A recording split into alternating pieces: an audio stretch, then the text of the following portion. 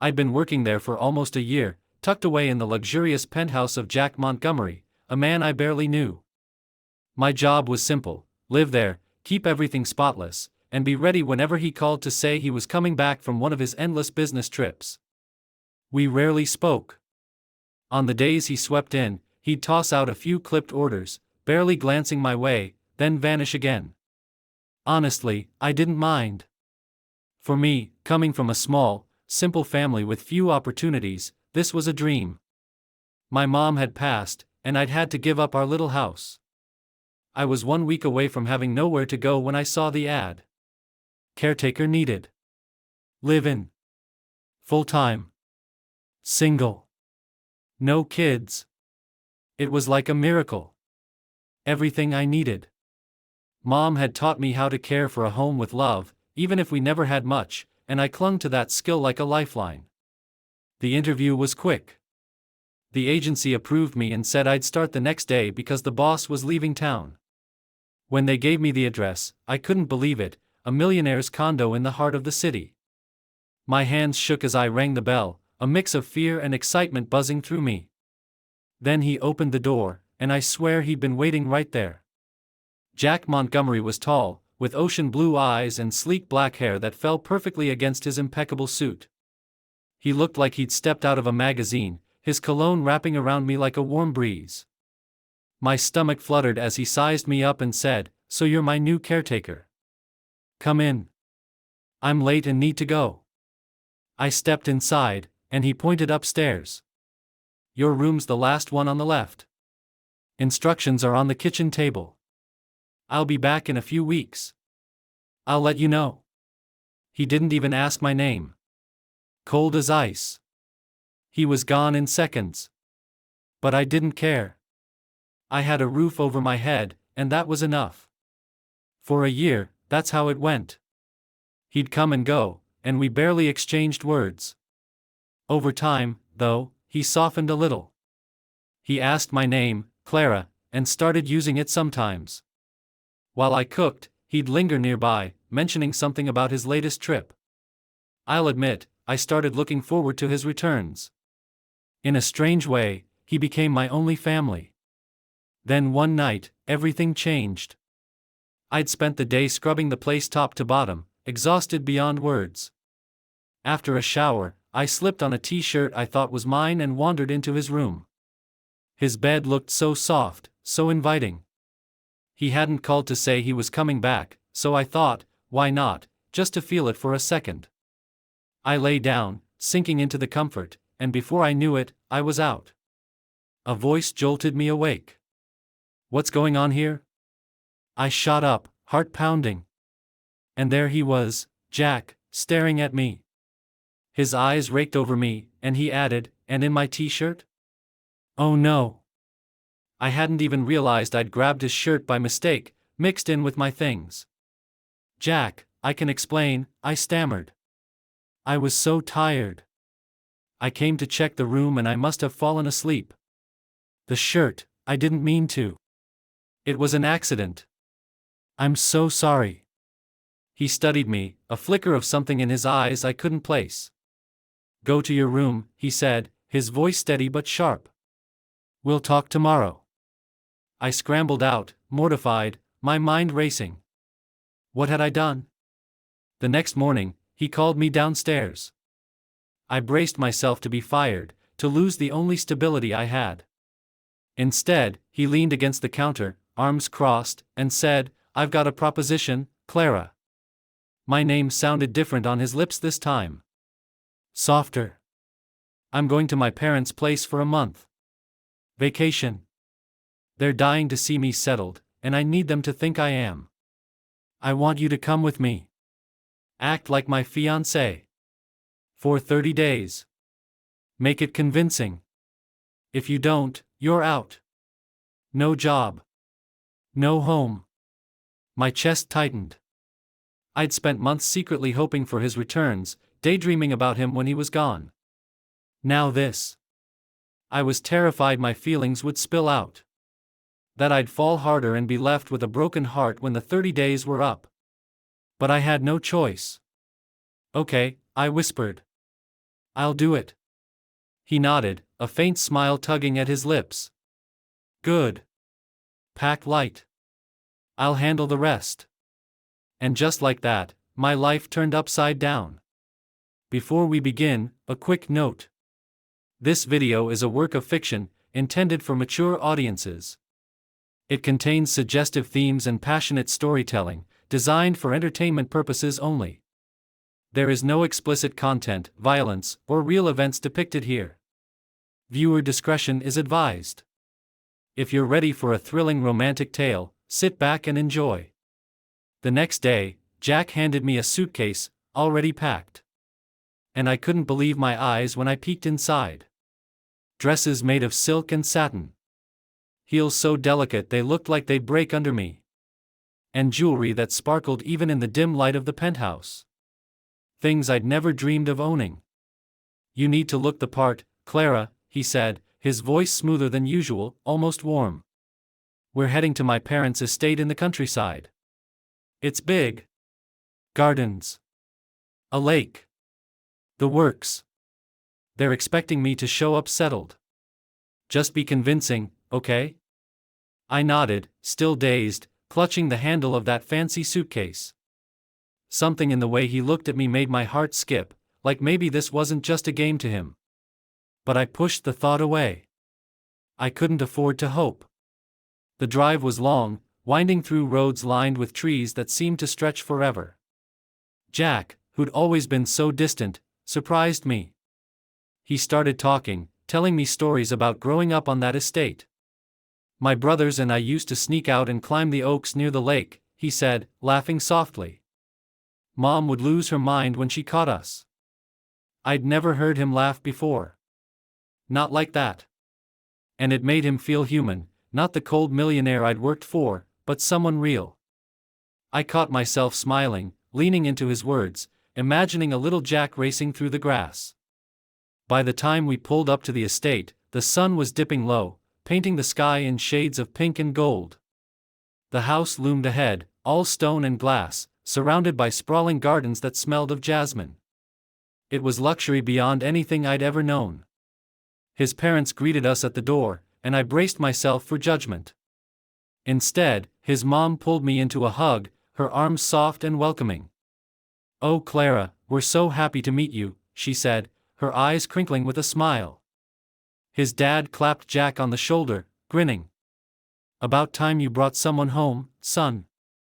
They ushered us inside, and I felt like I'd stepped into a dream, polished wood floors, chandeliers dripping with crystals, and a fireplace that crackled with warmth.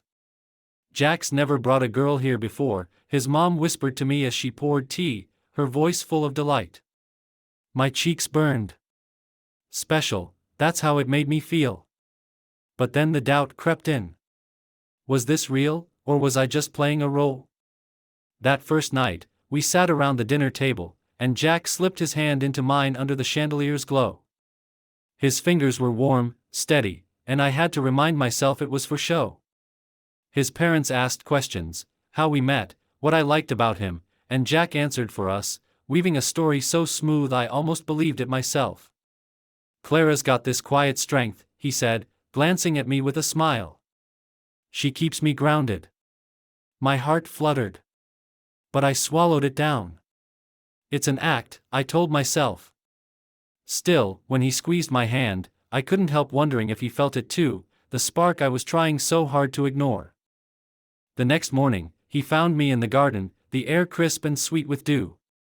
"Come on," he said, grabbing my hand again. "I'll show you the lake." We walked through rows of roses, the petals brushing my skin until we reached the water. It shimmered under the sun, framed by willows that dipped low. He pointed to a little rowboat tied to the dock.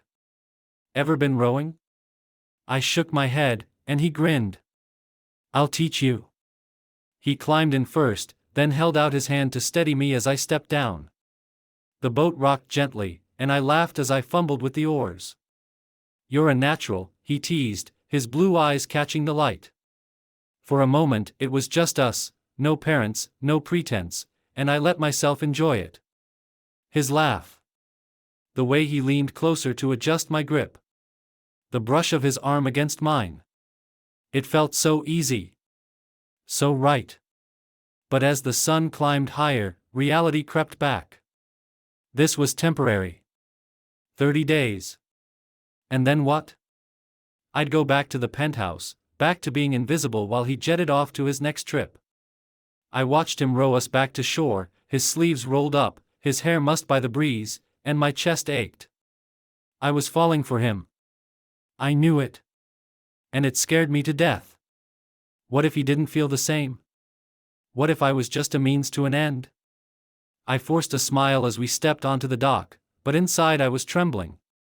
This beautiful dream could break my heart, and I wasn't sure I'd survive it.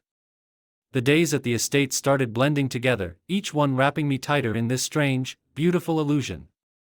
Jack's parents treated me like I'd always belonged there, pulling me into their world of warm smiles and easy laughter. His mom showed me how to bake her famous apple tart, her hands guiding mine as we rolled dough on a marble counter that probably cost more than my old house. "Jack's lucky to have you," she said, dusting flour off her apron with a wink. I smiled, but my stomach twisted. Lucky. If only she knew this was all a lie. Or at least, it was supposed to be. Every time Jack walked into the room, my heart did this ridiculous little flip, and I hated myself for it. I wasn't supposed to feel this way. He kept surprising me, though. In front of his parents, he'd play the perfect fiancé, slipping an arm around my waist, brushing my hair back when the wind tugged it loose, telling stories about us that sounded so real I'd catch myself blushing. But it wasn't just when they were watching. One afternoon, we were alone in the library, a grand room with floor-to-ceiling books and leather chairs that smelled like history. I was flipping through an old novel when he came up behind me, close enough that I could feel the warmth of him.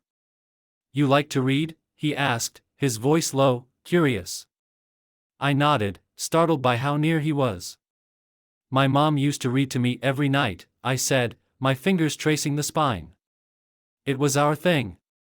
He didn't say anything for a moment, just watched me. Then pulled a book from the shelf. "This one's my favorite," he said, handing it to me. "Maybe you'll like it too." It was such a small thing, but it felt like a gift, a piece of him I hadn't expected. That evening, we walked through the gardens again, the air thick with the scent of lavender. The sun was setting, casting everything in a soft golden haze, and Jack stopped by a stone bench under an arch of vines. "Sit with me," he said, and I did, my pulse racing as he settled beside me. Our shoulders brushed, and I couldn't ignore how natural it felt. "You're good at this," he said, glancing at me with a half smile. "The whole fiancé thing. My parents adore you." I laughed, nervous. "They're easy to love. They've been so kind to me." He tilted his head, studying me. "You deserve kindness, Clara. More than you know." My breath caught, the way he said it, the way his eyes held mine. It didn't feel like part of the act. Later that night, after his parents had gone to bed, I found him on the back porch, a glass of wine in his hand, staring out at the moonlit lake. I hesitated, then stepped outside, the cool wood creaking under my feet. "Can't sleep?" I asked, wrapping my arms around myself against the chill. He turned, offering me a sip from his glass. "Just thinking," he said, as I took it, our fingers brushing. The wine was rich, warming me from the inside, and I handed it back. "About what?" I asked, daring to meet his gaze. He paused, then said, "About how quiet my life was before you." My heart stopped. Before I could respond, he set the glass down and stepped closer, his hand lifting to tuck a strand of hair behind my ear. "You make things better, Clara. I don't know how to explain it." I froze, his touch lingering, soft and deliberate. Then he stepped back, clearing his throat. "Good night," he murmured, and left me there, reeling. I lay awake that night, staring at the ceiling of my guest room, replaying every second, his words, his touch, the way he'd looked at me. It was too much. I wanted to believe he meant it, that this wasn't just gratitude or some trick of the moment. But doubt gnawed at me. I was here to play a role. Nothing more. If I let myself fall any deeper, I'd be the one hurting when the 30 days were up. Still, as I drifted off, I couldn't shake the feeling of his fingers against my skin, or the promise in his voice. It was a dangerous hope, but it was mine. And I clung to it like a lifeline in the dark. By the second week, I was losing myself in the rhythm of this pretend life, and it scared me how much I loved it. Morning started with breakfast on the terrace, fresh coffee, warm croissants, and Jack's mom chattering about the day ahead while his dad teased him about settling down. Jack would catch my eye across the table, flashing a smile that made my chest tighten, and I'd have to look away before I gave myself away. It was all so easy. So perfect. Like slipping into a dream I didn't want to wake from. But every night, alone in my room, I'd remind myself, this isn't real. Not yet, anyway. Jack kept pulling me closer, though, in ways I couldn't ignore. One afternoon, his parents suggested a picnic by the lake, and we all piled into the rowboat, me, Jack, and a basket of sandwiches and lemonade. The sun was high, glinting off the water, and I laughed as his dad tried to row, splashing more than he moved. Jack took over, his movements smooth and sure, and when we reached the shore, he offered me his hand to step out. His grip lingered, steadying me as I found my footing on the grass, and I swear I felt his thumb brush my palm. Just a whisper of a touch, but it sent a shiver up my spine. Careful, he said, his voice low. And I nodded, too flustered to speak. We spread a blanket under a willow tree, and after his parents wandered off to pick wildflowers, it was just us. I leaned back, the sun warming my face, and Jack stretched out beside me, propped on one elbow. You look happy, he said, his eyes tracing my face. I opened mine, meeting his gaze. I am, I admitted, softer than I meant to. This place, it's like a dream. He smiled, a real one, not the polished kind he used for show. It's better with you here, he said, and my heart stumbled. I wanted to ask what he meant, to push past the careful lines we'd drawn. But his mom called us over to see the flowers, and the moment slipped away.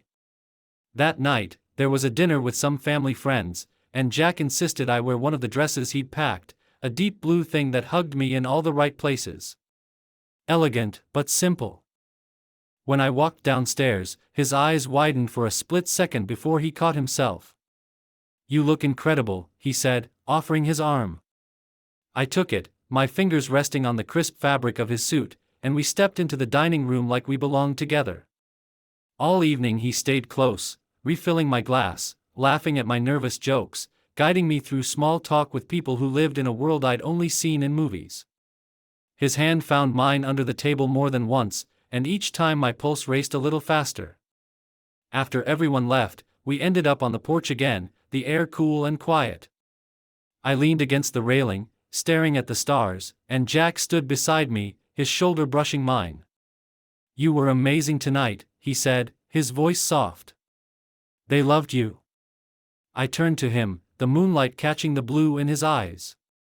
I'm just trying to keep up, I said, half laughing. He shook his head. No, Clara, you're not just keeping up. You're you. He stepped closer, and I held my breath as his hand lifted, hovering near my cheek before he dropped it. I don't say it enough, he went on, but you're more than I deserve. My throat tightened. I wanted to tell him he was wrong, that he was the one lighting up my world, but the words wouldn't come. He looked away, out at the lake, and I followed his gaze, the silence heavy between us. Jack, I started, my voice barely a whisper, what happens after this? He didn't answer right away, and I regretted asking. Then he turned back to me, his expression softer than I'd ever seen it. I don't know, he said. But I'm starting to think I don't want it to end. My heart leapt, hope flaring bright and wild, but fear chased it just as fast. Was he saying this for me, or for the role we were playing? I couldn't tell, and it left me dizzy, teetering on the edge of something I wasn't sure I could handle. All I knew was that I didn't want to lose him, not now, not ever. The days slipped by too fast, each one pulling me deeper into this life I wasn't sure I could keep. We were past the halfway mark now, and every moment with Jack felt heavier, laced with something unspoken. His parents kept us busy: garden parties, long walks through the estate, evenings by the fire with stories that made me feel like I'd known them forever. They'd accepted me so completely that I sometimes forgot this was temporary. But then I'd catch Jack watching me, his blue eyes soft and searching, and the truth would hit me all over again. I was falling for him. Hard. And I didn't know how to stop. One morning, his mom handed me a basket of vegetables from the garden and asked me to help with lunch. Jack tagged along, leaning against the kitchen counter as we chopped carrots and onions, the room filling with the earthy scent of fresh herbs. "You're good at this," he said, nodding at my knife skills. I laughed, brushing hair from my face with the back of my hand. "Mom taught me." We didn't have much, but she made every meal feel special. He smiled, a quiet, thoughtful one. "She sounds like she was incredible." I nodded, my throat tight. "She was." For a second, I thought he'd say more, but he just watched me, like he was piecing something together.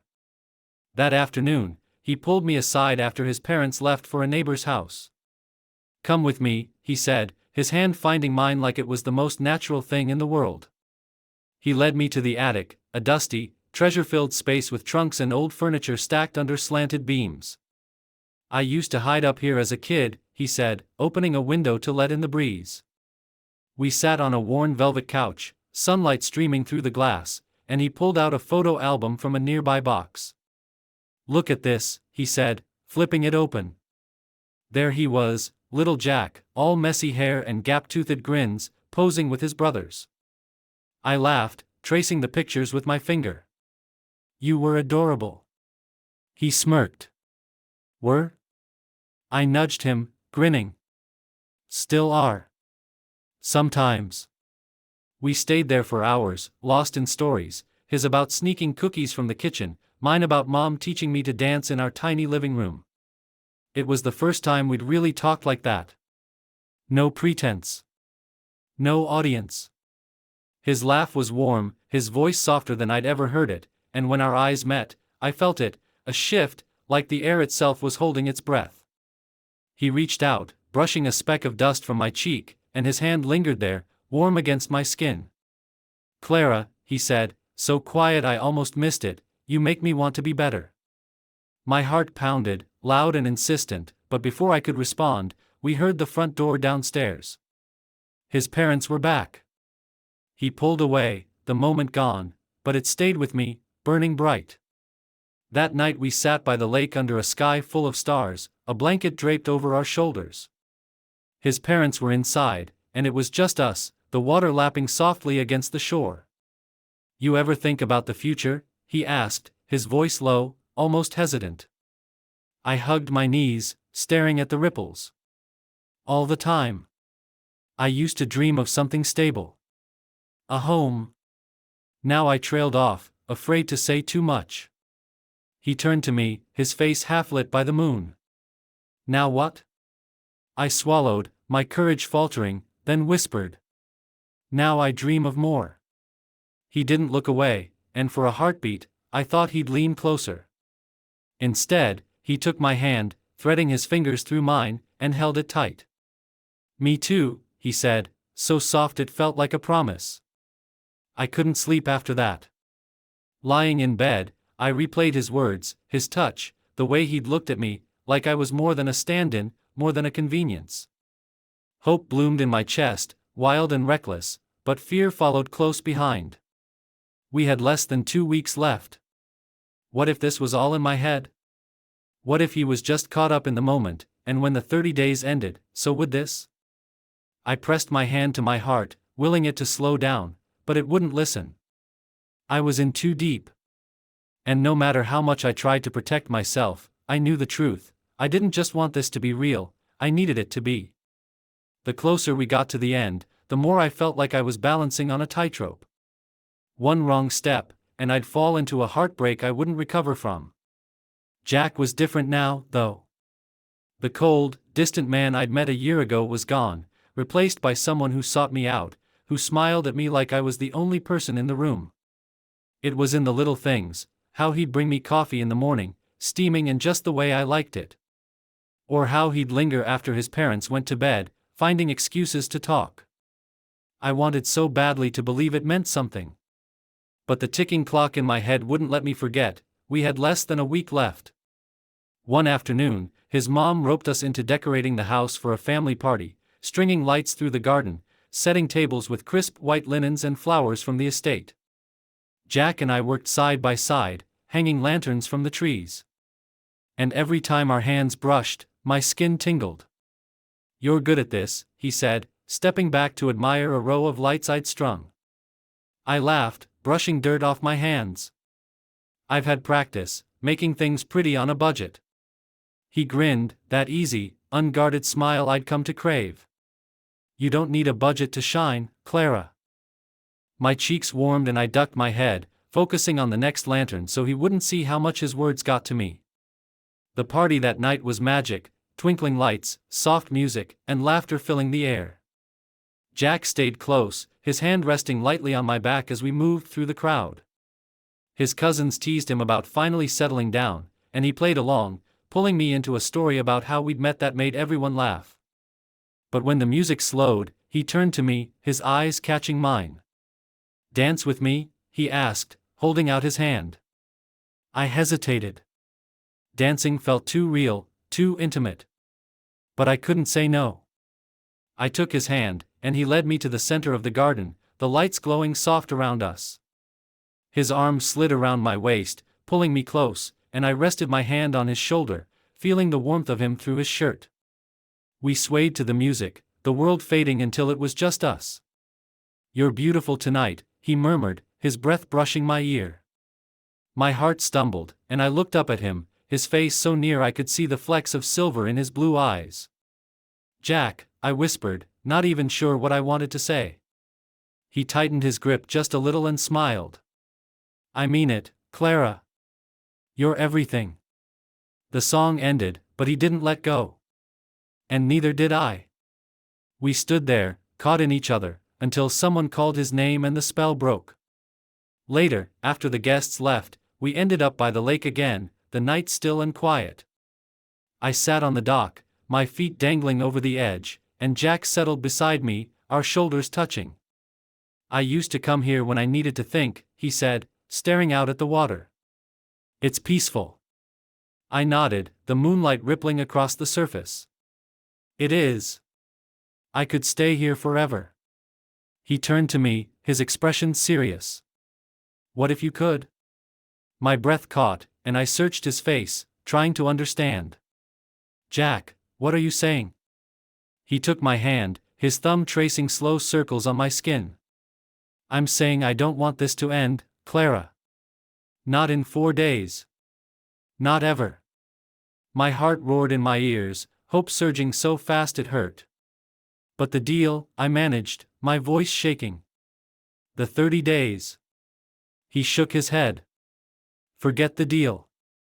This isn't about that anymore. It's about us." I stared at him, tears prickling my eyes. "Us," I whispered, afraid to believe it. He nodded, leaning closer, his hand cupping my cheek. "I've been falling for you since the moment you walked into my life, Clara. I just didn't know how to say it." My world tilted, every doubt I'd carried melting under the weight of his words. I wanted to speak, to tell him I felt the same, but all I could do was lean into his touch, my heart screaming, yes. He didn't kiss me, not yet, but the promise in his eyes was enough. For the first time, I let myself believe this could be real. And it was the sweetest feeling I'd ever known. The last few days at the estate felt like a dream I was afraid to wake up from. Jack's words by the lake echoed in my mind, replaying every time I caught his eye, across the breakfast table, in the garden, over a shared laugh with his parents. He'd said he was falling for me. And I wanted to trust it, to let myself fall too. But a tiny piece of me still held back.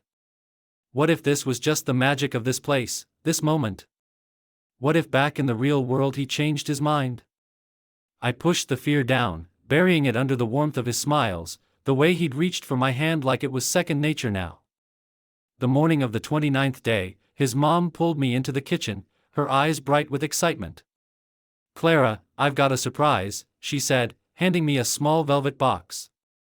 I opened it, and inside was a delicate silver bracelet, tiny charms dangling, a heart, a flower, a star. It's been in the family for years, she said, fastening it around my wrist. I want you to have it. My throat tightened. I don't know what to say, I managed, blinking back tears. She hugged me, her voice soft. You don't have to say anything, dear. You're family now. Family. The word hit me hard. And when I glanced at Jack, leaning in the doorway watching us with a quiet smile, I wondered if he felt it too. That afternoon, he took me to the garden again, the sun high and golden. We walked in silence for a while, the air thick with roses and possibility. He stopped by the bench where we'd sat weeks ago, turning to me. Clara, he said, his voice steady but laced with something deeper, tomorrow's the 30th day. My stomach dropped and I nodded, bracing myself. I know. He stepped closer, his hands finding mine. I don't want it to end like this. I meant what I said. I can't imagine my life without you. My heart raced, hope clawing its way up. Jack, He shook his head, cutting me off gently. Let me finish. These past weeks, you've shown me what I've been missing: peace, joy, love. I don't want to go back to how it was before. Tears welled up and I couldn't stop them this time. I don't either, I whispered, my voice breaking. I've been so scared this was all pretend. That I'd lose you when it was over. He cupped my face, his thumbs brushing away the tears. It's not pretend, Clara. Not to me. You're the most real thing in my world. My breath hitched and I searched his eyes, finding nothing but truth. I love you, I said, the words spilling out before I could hold them back. His face lit up, a smile breaking through, and he pulled me close, his forehead resting against mine. I love you too, he murmured. And I felt it. Every wall I'd built crumbling in the safety of his arms. That night, we sat with his parents by the fire, and Jack held my hand, his thumb tracing lazy patterns on my skin. His mom caught my eye, nodding at the bracelet, and I smiled, feeling its weight like a promise. When they went to bed, Jack and I stayed, the flames crackling softly. Tomorrow, he said, his voice low, I want to make this official. I turned to him, my pulse quickening. Official? He nodded, a spark in his eyes. You'll see. He leaned in, pressing a soft kiss to my forehead, and I melted into it, my heart full to bursting, for the first time. I wasn't afraid of what came next. I was ready. The 30th day dawned bright, the sky a perfect blue. Jack woke me early, his voice gentle. Come with me. He led me to the lake, the water shimmering gold in the sunrise. I followed, barefoot in the grass, my heart pounding with anticipation. When we reached the shore, he turned to me, taking both my hands. Clara, he said, his voice steady, these 30 days changed everything. You're my home, my heart. I don't want just a month with you. I want forever. He reached into his pocket, pulling out a small box, and my breath stopped as he opened it. A ring sparkled inside, simple and stunning, catching the light. Will you marry me? For real? Tears streamed down my face and I laughed through them, nodding. Yes, Jack. Yes. He slid the ring onto my finger, then pulled me into his arms, kissing me soft and slow. And I knew this was my forever, right here, in his love. It's been 6 months since that morning by the lake, and sometimes I still catch myself wondering if this is all a dream. The ring on my finger glints in the sunlight as I sit on the terrace of the estate, a warm breeze rustling the pages of the book in my lap. Jack's beside me, his hand resting on mine, his thumb brushing the band he placed there, the promise he's kept every day since. We're married now. Not just in name or for show, but in every way that matters. The wedding was small, just his family and a few close friends, right here under the willows by the water. His mom cried. His dad beamed. And I felt like the luckiest woman alive when Jack said, I do. His eyes locked on mine like I was his whole world. Life's different now. Softer. Fuller. We split our time between the penthouse and the estate, but it's here, surrounded by the gardens and the lake, that I feel most at home. Jack's changed too. He's still the sharp, driven man I first met, but there's a warmth to him now. A lightness that spills over into everything. He doesn't disappear on endless trips anymore. When he travels, he asks me to come along, and I do, marveling at how this luxurious, sprawling life has become mine. But it's not the wealth that matters. It's him. The way he looks at me over breakfast. The way he pulls me close at night, whispering my name like it's a treasure. This morning we're lounging out here, the air sweet with jasmine, and I can't stop smiling. "What's on your mind?" he asks, catching the grin I didn't realize I was wearing. I turn to him, resting my head on his shoulder. "Just thinking about how we got here. A year ago I was terrified you'd fire me for sleeping in your bed." He laughs, that rich, easy sound I love. "Best mistake you ever made," he says, kissing the top of my head. "I should have thanked you for stealing my t-shirt. It gave me an excuse to keep you." I nudge him, laughing too. And it's moments like this, simple, unguarded, that make my heart swell. His mom joins us later, carrying a tray of lemonade, the bracelet she gave me still on my wrist, a quiet reminder of the family I found. "You two look happy," she says, setting the tray down with a knowing smile. "We are," I tell her. And Jack squeezes my hand, his eyes warm.